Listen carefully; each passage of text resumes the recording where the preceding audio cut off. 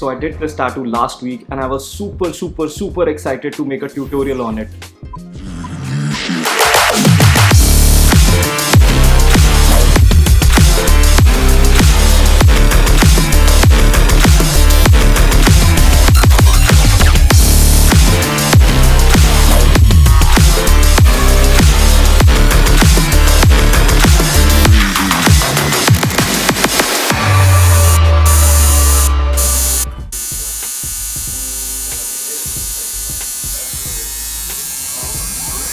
Normally, I take a break after 10 minutes of starting the tattoo to see how the skin is responding, but that day I took a break after half an hour. I don't know, he never listens to me.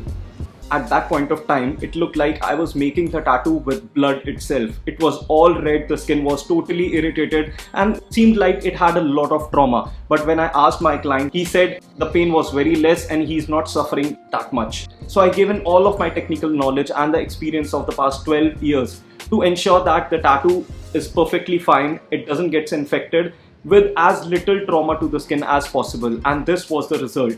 It was still red, the skin was still bumpy, and I couldn't put a lot of details in the tattoo. With my experience, I knew that redness in a tattoo is very much normal. Sometimes the skin of a client is very sensitive. So after finishing, I did some research and found out that the skin can not only be sensitive and non-sensitive as I used to think, but it can also be reactive and thin skin.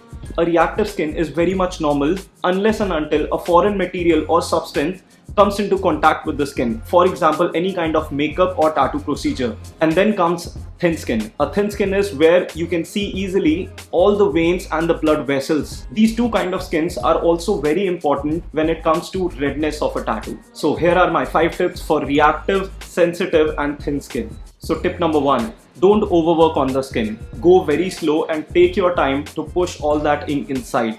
Make sure that you don't over traumatize the skin. Tip number 2, don't wipe a lot, because when you're wiping with the tissue, it also irritates the superficial layer of the skin, hence making it a bit more red and giving a lot more trauma to the skin.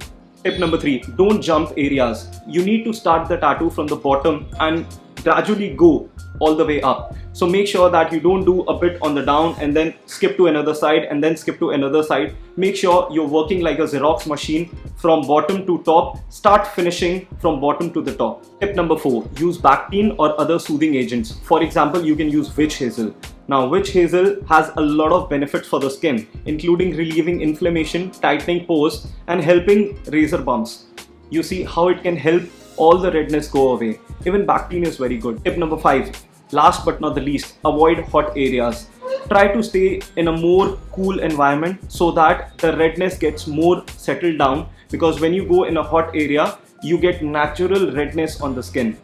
It gets irritating and then you also get sweat out of the skin. Finally, after a couple of days, my client sent me another picture of how the tattoo was looking that point of time. So after 5 days, this is how the tattoo was looking. I was really very relieved because I can see no redness, the skin was totally fine, and this happened because I applied all these measures while making the tattoo.